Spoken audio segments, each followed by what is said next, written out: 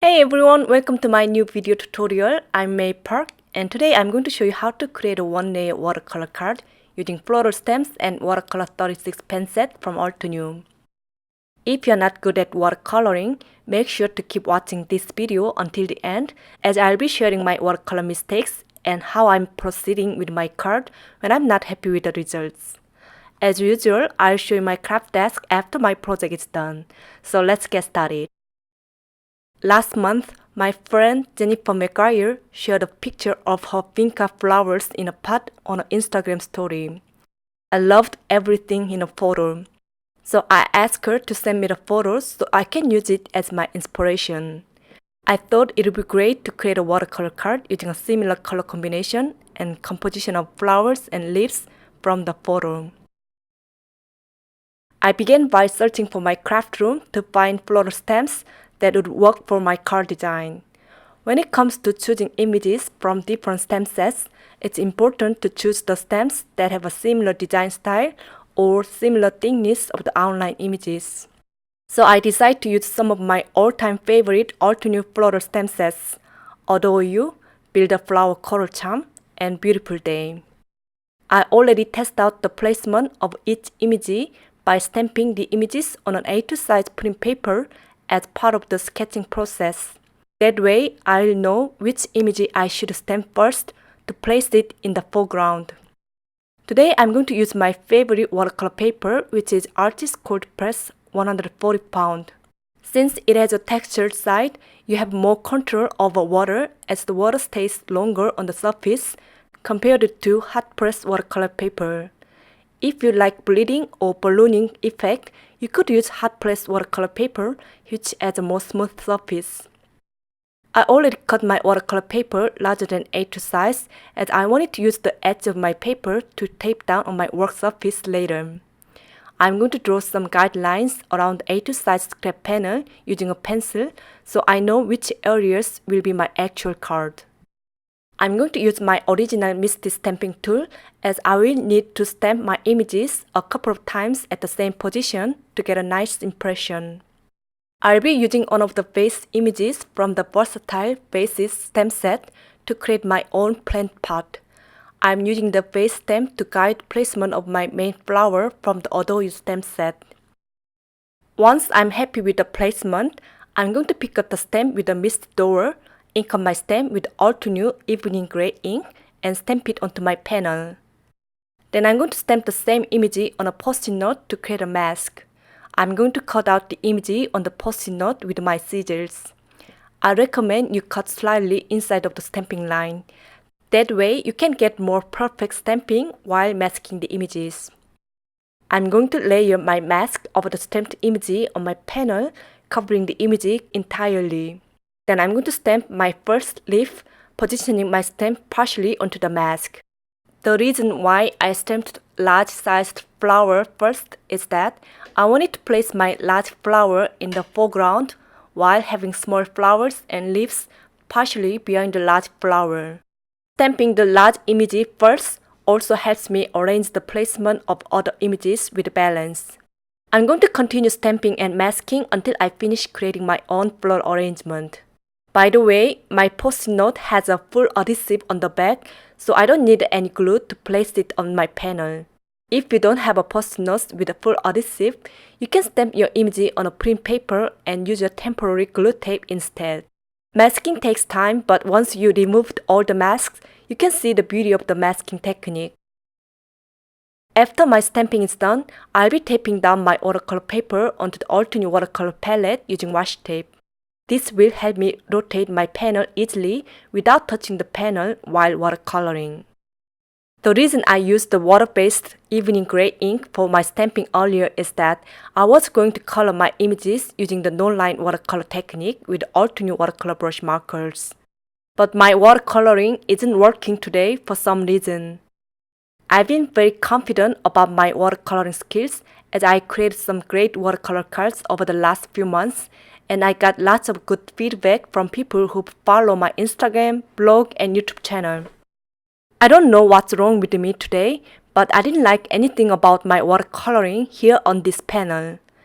It's a mystery that I have a different result every time I create a watercolor card, even though I use the same techniques. Sometimes it turns out beautifully and sometimes not. Since I didn't like my first attempt at watercoloring, I decided to start it over. As you can guess, it was a hard decision as I already put lots of time and effort into creating my floral arrangement using the masking technique. So here is my new fresh panel with images stamped in black. Yes, I gave up trying out the no-line watercoloring. Instead, I stamped my images using the Altenew black pigment ink, which is waterproof. You can also use the Altenew obsidian pigment ink instead.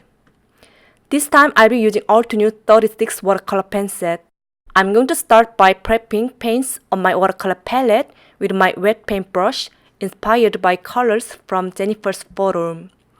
You can test out the color on a scrap watercolor paper to see the actual color if you want to. Once I pick up some pigment from my watercolor palette, I'm applying a light color first for the base layer. You can always add more colors later, so it's important to start from light to dark. I'm watercoloring each petal with less pigment using my wet paintbrush. You can start by wetting your watercolor paper first with clean water and add pigment if you want to. Then I'll be bringing darker colors to the bottom of each petal and where two petals meet together to enhance the shading areas. This time I'm adding more pigment and less water. Next, I'm going to go over the paint to diffuse the color using my wet paintbrush. To create a gradient look of the color, it's important to rinse off your paintbrush with clean water and wipe off the excess paint using a towel in between before you pull out the color. You can always go over the image to diffuse the color or to add more color. You just need to control the amount of water you add to the paint. Altenew watercolor pen set comes with a fine watercolor brush, but I'm using a regular watercolor paintbrush as I find it easy to control pigment and water.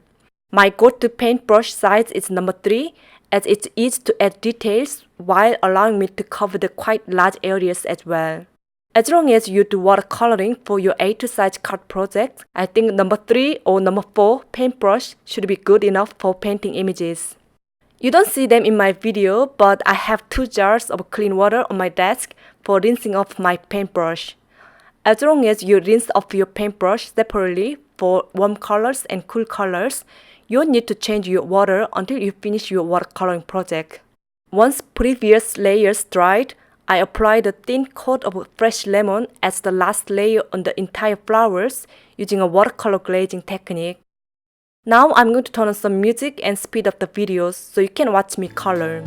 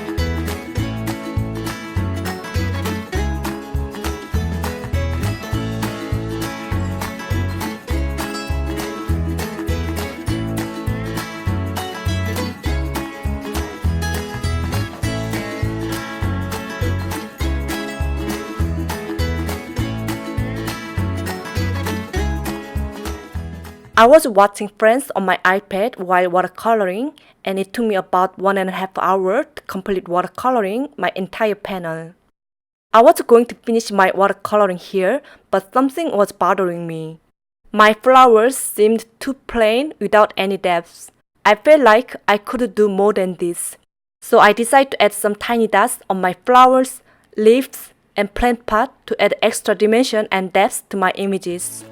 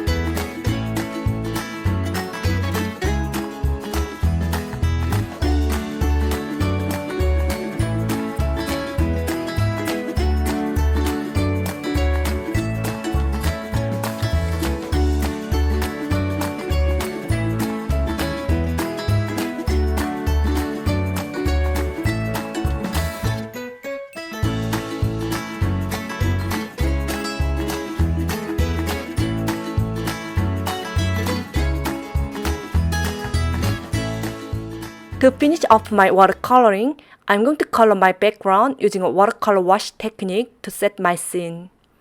I loaded lots of water on my watercolor paintbrush as I didn't want to create a background with intense colors. Once my background is done, I'm going to dry my panel using a heat tool.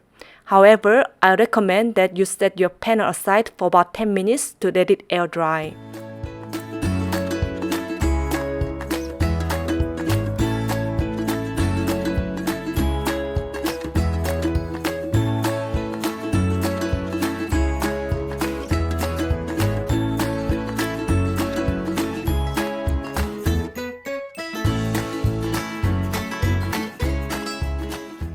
My friend Case Rakusin often uses some colored pencils to enhance her watercolor images.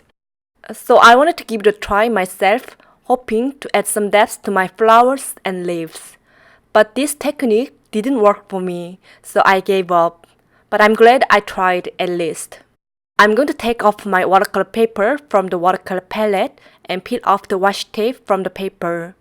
Then I'm going to trim off the excess paper with my paper trimmer. I'm going to mount my watercolor panel on the A2 size top folding white card base using double-sided tape. You could use your glue tape if you want, but the strong adhesive will help your watercolor paper flat and sturdy. Now I'm going to stamp the sentiment from the Beautiful Day stamp set on the card front using my favorite black ink, which is Obsidian Pigment ink. I'm also going to stamp the sentiment inside my card using the Beautiful Inside stamp set. To finish off, I'm going to add tiny dots and thin lines on the center of each flower using a white gel pen and black pen to add interest. My watercolor paper got warped from watercoloring and heat tool. So I'm going to cover my card with a print paper and place it under some heavy book overnight to make it flatten. I'm still not sure if I like the final result of my card. I have mixed feelings about my watercoloring. My husband loved my card so much, which is rare. Let me know what you think. I know my flowers turned out differently compared to the flowers in Jennifer's photo. My watercolor card doesn't do it justice at all. I wasn't able to capture a clean and transparent look of the flowers on the photo. By the way, this video is part of the Altenew August 2019 Inspiration Challenge. Make sure to check out the blog for more details, and I hope you can play along with the challenge for a chance to win one of the four $30 gift certificates from Altenew. This is it for today. If you watched all the way to the end, thank you so much. I hope this video was inspiring or informative for you guys. I'll link all the products and everything that I talked about in the description box below. If you have any questions, just write them below and I'll be happy to answer them for you. If you enjoyed my video, please give it a thumbs up and share it with your friends. If you haven't done it yet, make sure to subscribe to this YouTube channel for more card making videos. Thank you so much for watching and I'll see you guys in my next video. Bye bye!